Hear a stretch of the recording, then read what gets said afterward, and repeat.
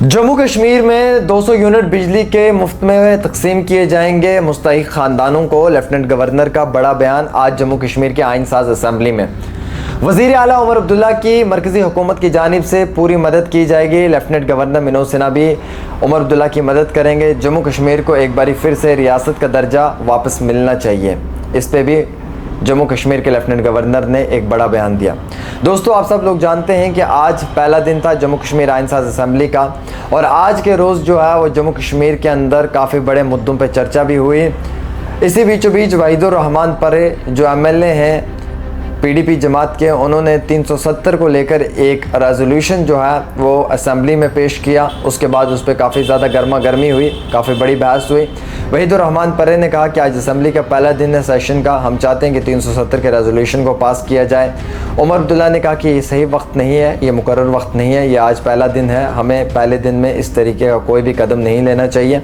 आज नए स्पीकर अब्दुल रहीम राथर जी को मुंतखब किया है, आज उन्हें मुबारकबाद पेश करेंगे। आज असम्बली का पहला दिन है तो बड़ी आजिज़ी और नरमी के साथ इस दिन की शुरुआत करेंगे। लेकिन वहीदुर रहमान परे ने सवालिया निशान खड़ा किया कि 370 जम्मू कश्मीर के आइन जो है उसमें एक बहुत बड़ा रोल रखता है, और 370 जो है वो जम्मू कश्मीर के लोगों की डिमांड है। जम्मू कश्मीर के लोगों ने नेशनल कॉन्फ्रेंस को जो है वो 370 की बुनियाद पे ही मैंडेट दिया था। आज अगर आप 370 की बात नहीं करोगे तो फिर कब करोगे? उमर अब्दुल्ला ने कहा कि 370 को पास करने के लिए पहले हाउस में डिस्कशन होनी चाहिए, हाउस के तमाम जितने भी नेतागण लोग हैं इनसे बातचीत होनी चाहिए, उसके बाद एक सही वक्त मुकर्रर होना चाहिए, और उस मुकर्रर वक्त के ऊपर जो है वो नेशनल कॉन्फ्रेंस, पीडीपी और बाकी जो आज़ाद उम्मीदवार हैं वो मिलकर 370 के लिए रेजोल्यूशन पास करेंगे।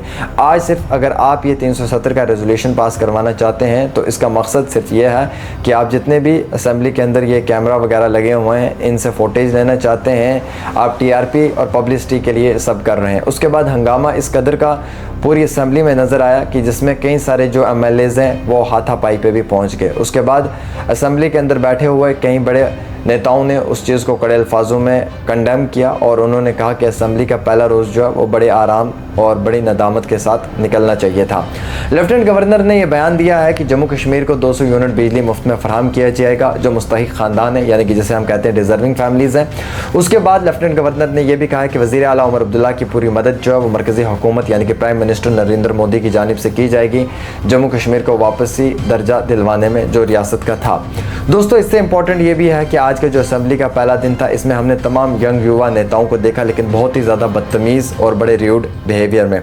असम्बली के अंदर कुछ प्रोटोकॉल्स होते हैं, कुछ एथिक्स होते हैं जिनके ऊपर अमल करना ज़रूरी है, लेकिन ये अनपढ़ एमएलए जब असम्बली के अंदर चीख को पुकार करना शुरू कर बैठे तो वहाँ पे ये साफ ज़ाहिर होता है कि ये लोग काम कम करना चाहते हैं, लेकिन कैमरास के सामने आके टीआरपी, फुटेज और इन तमाम चीज़ों को आवाम के बीच में ज़्यादा लाना चाहते हैं। चिल्लाते चिल्लाते एक ऐसा समय आया कि जिस समय जो है वो कुछ ऑफिशियल्स ने इनको बिठाने की कोशिश भी की। हालांकि अब्दुल रहीम राथर जी को जो है वो इस बारी स्पीकर मुंतखब किया गया है। 7 बार के ये विधायक रहे, एमएलए रहे। शेख अब्दुल्ला की हुकूमत में भी इनका काम रहा है, डॉक्टर फारूक अब्दुल्ला की हुकूमत में भी इन्होंने काम किया है, और वज़ीर आला उमर अब्दुल्ला की हुकूमत में भी ये काम कर रहे हैं।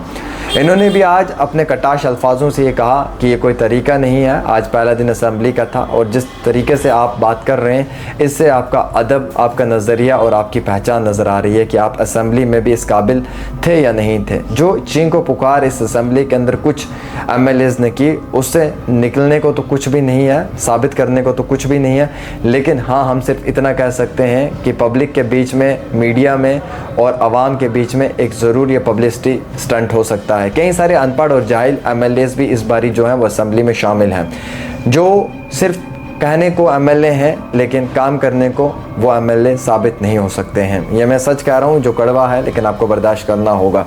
बहरहाल आज के रोज़ असम्बली की शुरुआत हुई और बड़े सख्त अल्फाजों में ये असम्बली की शुरुआत हुई। पीडीपी का फेस ऑफ नेशनल कॉन्फ्रेंस के साथ हुआ, और नेशनल कॉन्फ्रेंस का फेस ऑफ जो है वो भारतीय जनता पार्टी के साथ हुआ। बीजेपी के भी जो लोग हैं उन्होंने भी काफ़ी गुस्सा किया, पीडीपी के लोगों ने भी गुस्सा किया, और नेशनल कॉन्फ्रेंस के लोगों ने भी गुस्सा किया। गुस्सा इन तीनों जमातों का आपस में नज़र आया, और इसमें कुछ आज़ाद उम्मीदवार भी थे, लेकिन वो खामोशी के साथ बैठे हुए थे, और इन तमाम आज़ाद उम्मीदवारों ने अपनी जानिब से कोई भी बात सामने नहीं रखी। मैं आपको ये भी क्लियर करना चाहूँगा कि असेंबली शुरू हो चुकी है, अब धीरे धीरे असेंबली में बहस शुरू होगी हर रोज़। लेकिन जिस तरीके से आज असेंबली का पहला दिन नज़र आया, हमें ये नहीं लगता है कि ये सरकार ज़्यादा टाइम तक टिक पाएगी। हमें ऐसा लगता है कि जिस तरीके से इन MLAs का रवैया है, हमें लगता है कि कहीं ना कहीं असेंबली में अगर बड़े पैमाने पर हंगामा हुआ तो कुछ और भी बड़ा नुकसान इस सरकार को पहुँच सकता है। ये मैं इसलिए कह रहा हूँ क्योंकि ये दिन अव्वल की इस रिपोर्ट से हमें ज़ाहिर होता है। फ़िलहाल के तौर के ऊपर जम्मू कश्मीर के आम शहरियों की डिमांड है कि बिजली मुफ्त में मिलनी चाहिए, साल के 12 गैस सिलेंडर्स फ्री में फराहम किए जाने चाहिए, और इतना ही नहीं बल्कि ठेकेदारी निज़ाम को ख़त्म करके एक आम इंसान को ताकत देनी चाहिए, जो इन आम इंसान बड़े पैमाने पर काम कर पाएँ। आज असेंबली की शुरुआत हुई और इस असेंबली के दिन में जो है वो कोई बात तो हुई नहीं, लेकिन सिर्फ बहस हुई, बदतमीज़ी हुई, और उसी दौरान जो है वो लेफ्टिनेंट गवर्नर ने भी ख़ताब किया और उसके तुरंत बाद लेफ्टिनेंट गवर्नर साहब वहाँ से चले गए। लेकिन असेंबली के अंदर बैठे हुए इन तमाम नेताओं ने अपनी बात को जो है वो आवाम के बीच में रखना था, लेकिन ये नहीं रख पाए। फ़िलहाल एक छोटी सी रिपोर्ट आमिर के साथ।